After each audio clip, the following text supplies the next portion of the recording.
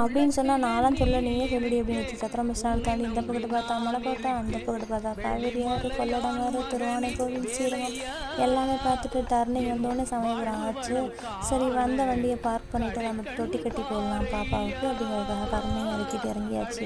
ஏற்கனவே 2 பசங்க இருக்கு, அப்புறம் நான் குழந்தைங்களா இல்லை உங்களுக்கு எதுக்கு 3வது பாப்பாவுக்கு தொட்டி கட்டி போகிறீங்கன்னு கேட்குறீங்களா? பெண் குழந்தை வேணும் அப்படிங்கிறதுக்காக தொட்டி கட்டி போகிறேன்னு வேண்டிக்கிட்டேன். அதே மாதிரி எனக்கு பெண் குழந்தையும் பிறந்தது. சமயபுரம் மாரியம்மன் வந்து ரொம்ப சக்தி வாய்ந்த அம்மன். அது வந்து நம்புறவங்களுக்கு தான் தெரியும். அது கூட ஒரு பெரிய வேண்டுதலாக இருந்தது. நம்ம எல்லோரும் முடி காணிக்க செலுத்தலாம் அப்படிங்கிறதுக்காக அங்கே இருந்துச்சு.